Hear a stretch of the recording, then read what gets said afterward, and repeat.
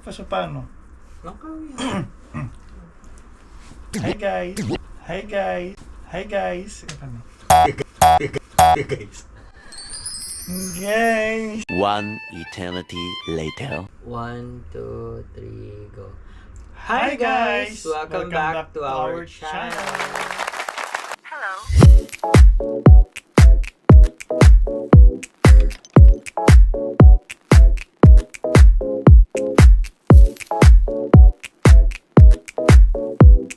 Ayun, so for today's video, ayan, Nasa Singapore na tayo. yes, and i-share namin sa inyo yung ilang mga nabili namin sa Langkawi. So, just a brief explanation lang sa mga nabili namin. Actually, kasi sa Langkawi, maraming duty-free na establishment doon. Duty free talaga siya. Yes. Yung island mismo.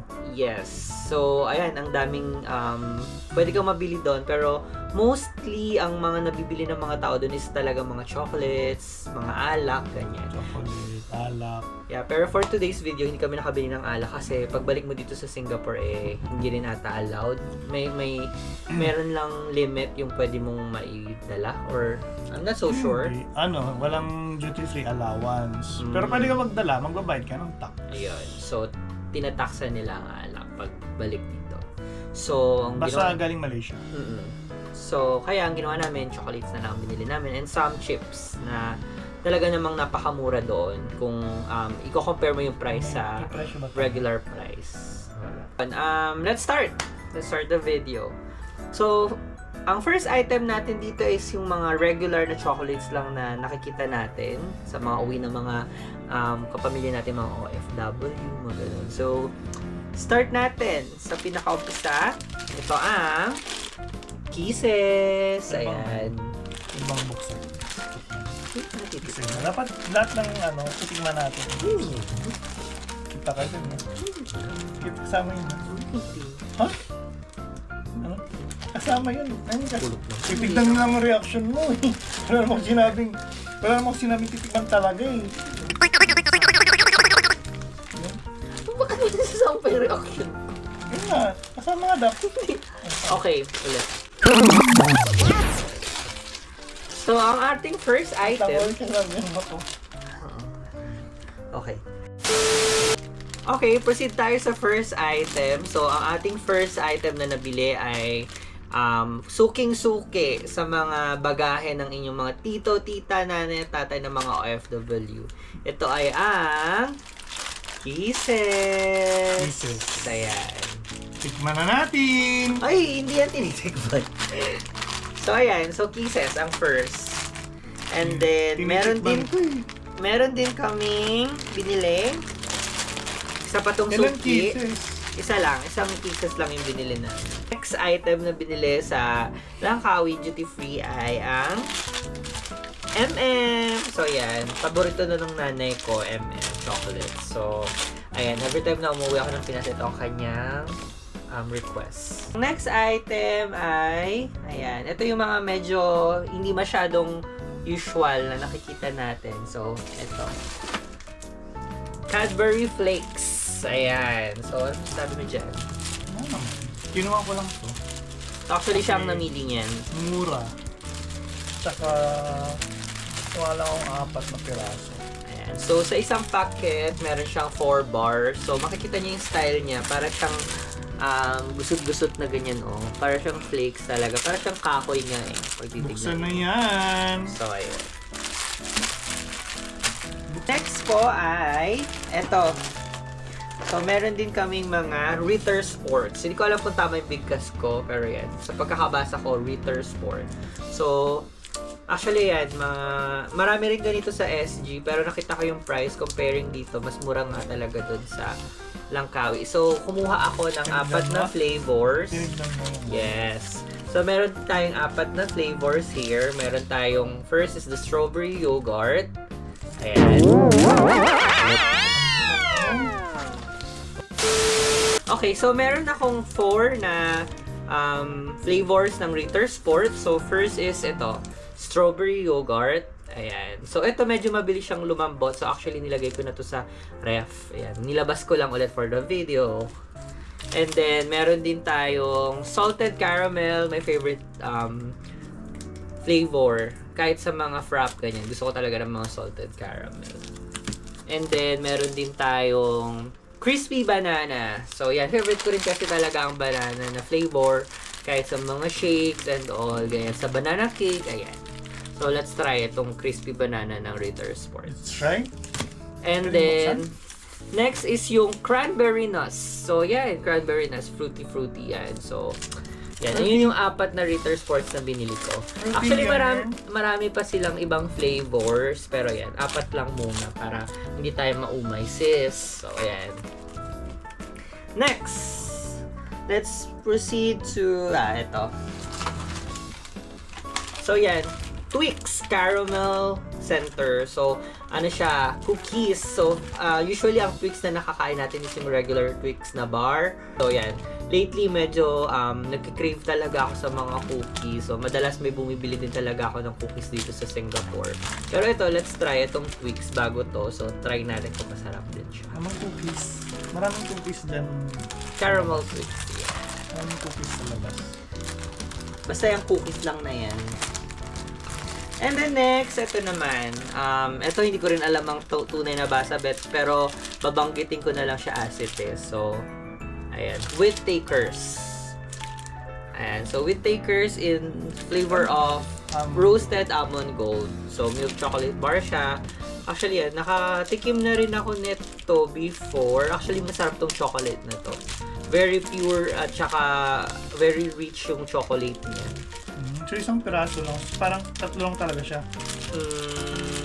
No? Yeah, I guess 3 lang siya sa isang packet. So, sa isang packet, meron siyang 3 bars. Parang ano talaga siya. Meron siyang Almond. Pero yan. Basta chocolate sige. Tikman namin sa inyo is natikman lang namin sa friend namin. So, naging favorite niya to. Tiramisu. Yan, nung natikman niya. So, ayan. Go. Magsabi ka kasi. Yeah. Itong sa akin naman, bumili ako ng tiramisu ng Berils kasi natikman ko siya sa kaibigan ko last time. Masarap siya. Pag tinikman mo siya, meron siyang parang bitter na lasa kasi parang may coating ng chocolate. Tapos, ang sarap niya, promise. Tapos sa loob, meron siyang ganyan lang siya kalit, guys. Ito, open na siya kasi binawasan na. Pang box dito na kawawa, ayan. Meron tayong biling pepero na sobrang laki. Wow! Tignan niyo yung box niya. Siksik talaga siya. So, ano masabi mo sa pepero kasi paborito mo ba to? Hindi, actually, ito kasing pepero, naghahanap ako ng isang flavor niya, yung green tea na flavor. Natikman ko yun kasi sa work namin. Sa work ko, ayan, nagdala yung isang ka-work ko ng ganon. So, sabi nga niya, actually siya rin nag-recommend na sa Malaysia mura daw ang mga pepero. So, nung pumunta kami sa sa Langkawi, ayan, nakita namin ang lalaki ng box ng pepero. So, ayan. Ano ba? Dadalhin mo na kung One guys is assorted almond chocolate from Berils again. So, ayan siya. Mga pabilog na chocolate, tas may almond lang sa loob. And assorted siya. So, yan. Mukhang okay naman kasi gawang Berils is since gusto ko nga yung chocolate ng Berils, try na rin natin. Bumili ako ng mga sour candy kasi gusto kong pagdating sa candy, gusto ko talaga yung sour tsaka chewable. Ayan siya. So, alam mo yung masim-masim, yung mga kinikrave palagi ng gusto ko talaga candy. Actually, kumuha pa ako ng ibang candy dito, maliban yung sa dalawa na ito, hindi naman to bago kasi marami akong nakikita pag umuwi ako sa Pinas, meron sa SM supermarket na gantong lalagyanan. I mean, gantong same brand, pero syempre marami silang flavor. kumuha akong tatlo. Bumili akong caramel drops, coffee deluxe drops, tapos yung sour lemon. Natuwa akong nakita ko ng sour na naman. So, wala pa akong nat-try dito actually. Pero nakatikim na ako ng ganito before. Pero syempre, ibang flavor. Pero ito, first time ko matatry yung ikaw naman, anong meron pang nabili? Ayan, so meron pa kami ulit another Berryls na product. Ito naman yung Raisin Milk Chocolate. So, yan. So, sa loob nito, meron siyang raisin coated with milk chocolate. So, yan. Actually, masarap din talaga yung mga chocolate na may mga raisins, cranberry, ganyan. Mga mixed nuts na may chocolate. So, ay talagang masarap siyang papakin. Ayan. Lalo na kapag mga nanonood ka. So, siguro per day, kakain ka ng dalawa, ganun. Pero di tayo sure kasi malakas ako sa chocolates talaga. So, yan. So, next is ito, Hanuta. Hanuta Hazelnut wafer na meron siyang palaman sa loob. And yung palaman niya is Nutella. So, yun. Nutella. Actually, natikman ko na to na shineran ako ng isa kong ka-work and ayun nga, talagang malalasahan mo yung lasa ng Nutella na palaman dun sa wafer. So, basically, para lang siyang Nissin wafer sa Pinas. Pero, yun nga, medyo pinasosya lang yung palaman niya. Ano siya, Nutella yung palaman niya. Ayan. Ito na talaga yung totoong pulutan, guys. Okay, down to our last haul for today. Ayan, ito yung last na binili namin sa Langkawi. Ito ay ang Cheetos. So, ayan. Meron kaming 4 na Cheetos. Kasi hindi ko alam na kumuha pala siya. Kumuha din ako ng dalawa. Oh, ang dami. Parang pa kami nung piniling flavor. At actually maraming flavor doon, di ba? Actually, dalawa lang yung flavor ng ganito yung crunch na Oo. Gusto ko rin. Ayoko yung parang cheese curls na meron ayoko kasi sila yung parang cheese curls yung style. Meron din sila yung balls. Tapos meron sila nitong crunch. So, ito yung pinili namin, yung crunch. Actually, accidentally, bumili din siya. Hindi niya alam na bumili ako. So, ayan. Paano hindi malalaman? Isa lang yung basket naman natin. Hindi ko alam. Mas nauna akong bumili actually. So, yan. Ang flavors na binili namin ay isang ano to? Anong shit? Okay. Ito yung ito yung normal. I mean, ito yung niya. Regular? Okay. So, ito yung pinaka niya, standard na flavor. Tawag ba doon? Standard ba to? Cheese flavor. Kasi lang. Yeah, Crunchy so, lang nakalagay sa kanya. yeah, ito yung original flavor niya. Yun, original pala yung term. So, ayan, cheese and yung isa is cheddar jalapeno. So, yan. Jalapeno! Medyo ito maanghang. Pero ito yung gusto ko. Actually, that's all. Dun sa mga napamili namin, wala na. So, ito yung bag na ginamit namin. Ayan. So, dyan lang namin siya pinagkasya. Ito pin mo, tapos para makita kung gano'n lang siya kaliit. Ayan, ganyan lang siya guys, kaliit. Kanipis, ayan. So, actually, pang hand carry na bag lang to. And then, yun, sinulit lang namin kasi sayang din yung pinurchase namin na baggage allowance. So, yun, thoughts?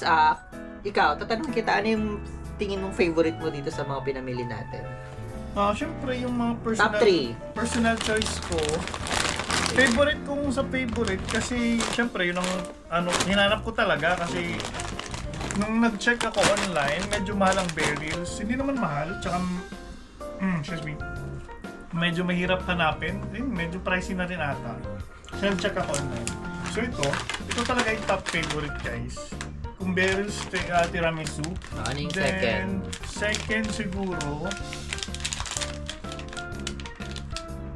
pwede na tong sour candy. Gusto ko na rin ito. Since mahilig talaga siya sa mga sour candies. Sour candy. Yun lang siguro. Cheetos, hindi rin mahilig sa sa Cheetos eh. So ako naman, for my top 3 choices, may top 3 talaga ako. Specifically, gusto ko talaga to, Ritter Sport na crispy banana. So, sabi ko nga sa inyo, mahilig ako sa mga banana flavored na meal. So, ito never ko pa to na-try, so I will try this one. Definitely, I will try this one talaga. Pangalan niya pa, Hola Amigo. Ayan, so that is my top choice.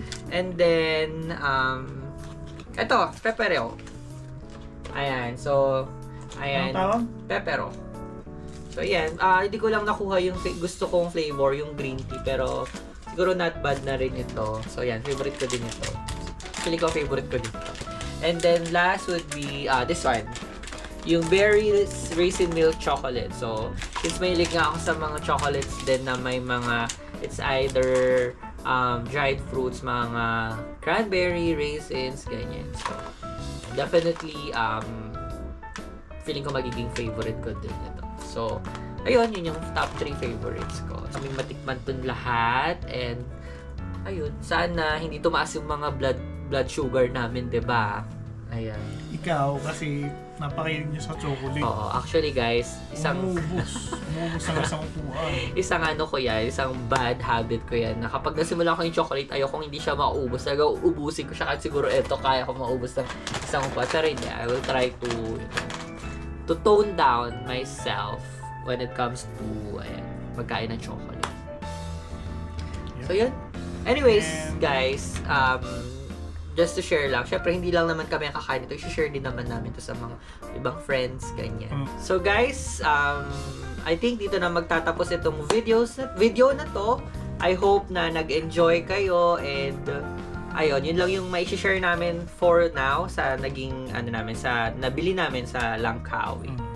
So ayun guys, basta kung magawi kayo sa Malaysia, try nyo talaga yung berries. Lalo na yung specifically itong tiramisu, kasi sobrang sarap. Marami siyang flavor din. Sarap yan. As in, masarap talaga yan. Okay. So, I guess dito na nagtatapos ang vlogs namin. Sana nag-enjoy kayo.